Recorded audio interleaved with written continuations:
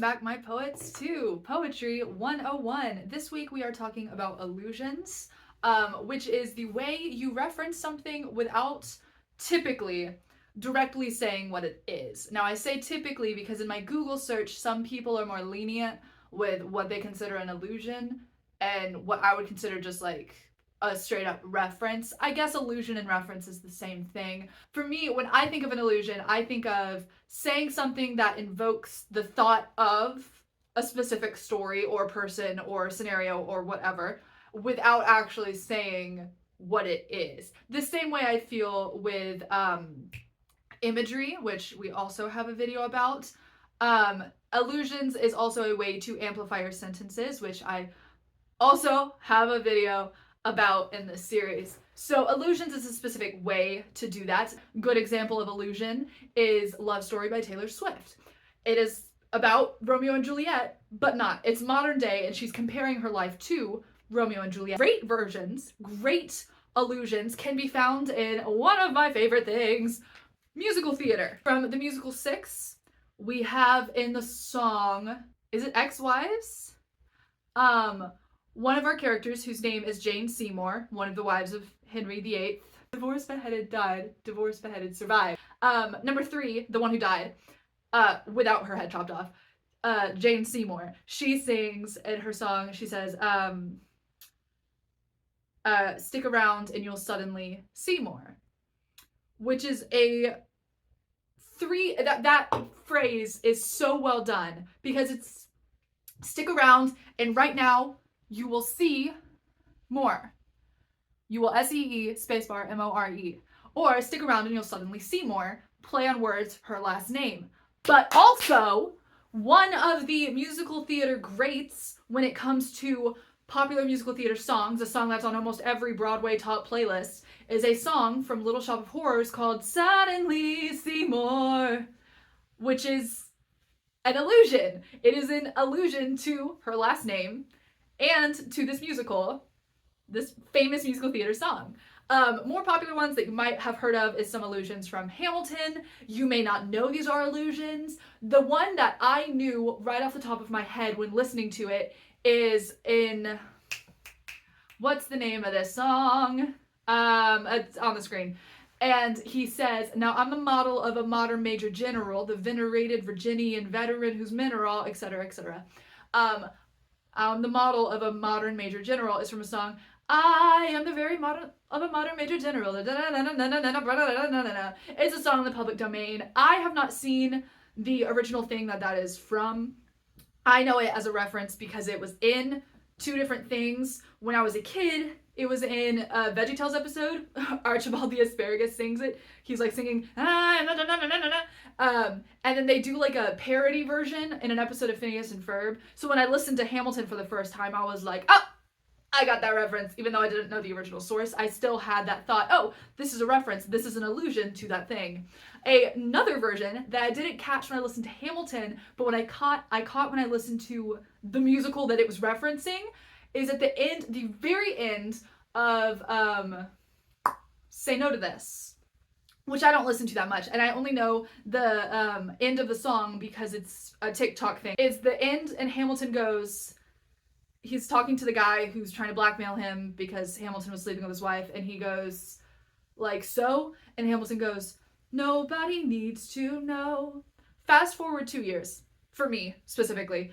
I'm listening to The Last 5 Years by Jason Robert Brown, and one of the songs is called Nobody Needs to Know, and I'm listening to it because it's sung by Jeremy Jordan, and the song is about a man having an affair, cheating on his wife, with multiple women in the movie, at least. Again, haven't seen the Broadway for anything, I'm poor. And he's, singing, and he's talking about, like, all these awful things he's done. He's like, but I don't really care. Like, it doesn't really matter, it doesn't affect anything, because nobody needs to know. It's the exact same medley and everything. And I remember immediately going to Hamilton on Genius Lyric and, like, scrolling and clicking on the lyric, and it was like, this is a reference to The Last 5 Years. And I was like, what? Those are some popular ones. I personally am a huge fan of things that have allusions to 2 things. Number 1, biblical allusions, top tier. My other favorite is Greek mythology. Now, you might have seen the cover of the video. Hadestown is a Greek mythology musical. So if you know the story, you kind of are expecting the Greek mythology allusions. But there are elements of the story that are only told to us. Hadestown is a musical that is sung almost all the way through. I don't think there's that many breaks for dialogue like Hamilton.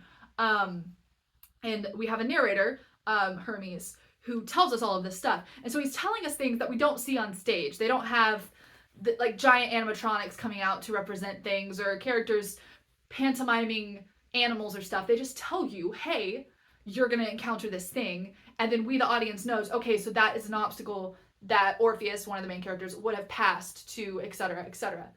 So this is Wait For Me Reprise from Hadestown. I'm going to read the first paragraph and then one of the last paragraphs to get the allusions, because you don't need to hear the whole thing. This video's long enough.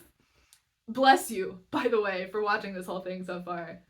So it starts and it says, "The meanest dog you'll ever meet, he ain't the hound dog in the street. He bears some teeth and tears some skin, but brother, that's the worst of him.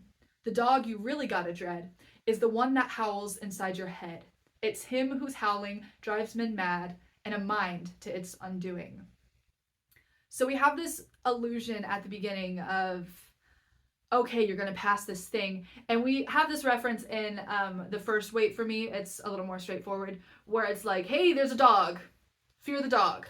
The dog's going to be on your way to your place you're going, which is Hadestown, which is under the earth. So you can kind of assume, okay, that's the realm of the dead. I don't want to say hell because it's not hell. It's the realm of the dead. So you're going down into there and there's going to be a dog guarding it. And if you know Greek mythology, you know that this dog is Cerberus, three-headed dog. If you've seen the Percy Jackson show or you've read the books, you know about the dog. You got it. You know who that is. That's Cerberus. Got it. But here he's alluding to two different things. So he's like, okay, so there's this dog who like is fierce and stuff, but like he's not really going to hurt you. Throw him a bone, you're fine. The dog you really have to dread is howling inside your head. And the howling can drive you mad. It can ruin your mind. And then later he says, "You've got a lonesome road to walk, and it ain't along the railroad track, and it ain't along the blacktop tar that you walked 100 times before.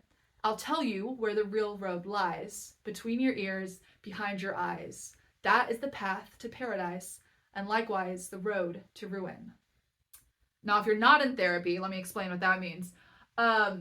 So he's walking, so in this part of the story, should probably explain that. So Orpheus is a guy, his wife was led down to the underworld and now she lives there. They were basically starving. There's different ways that it's told of how she ended up down there, but basically, the version in Hadestown is she was starving and she was hungry, so she sold her soul to not be hungry anymore. But because of that, she's now dead and in the underworld. So he goes down to take her out. But he can't just take her out. There's like all of these rules and stuff. One of the rules is that as they're walking out, he has to walk in front of her and he's not allowed to turn around to see if she's really there. So it's like kind of a mind game of, is she really there? Or is she actually behind him? So what Hermes is saying to Orpheus at this point of the song, at both of these points, because it's two separate parts, is, hey, you know that you're walking on this road, you know that you're going to have trials because, you know, there's the dog that guards the entrance, and even though you're leaving, you're going to pass him again, and there's this road that's really long. That's not what you have to worry about. The illusion is you are worried about your mind. Between your ears, behind your eyes. That's where your brain is, sort of. I don't know the actual anatomy of that, but it's close enough. You get the idea. That's the picture. That's what we are alluding to.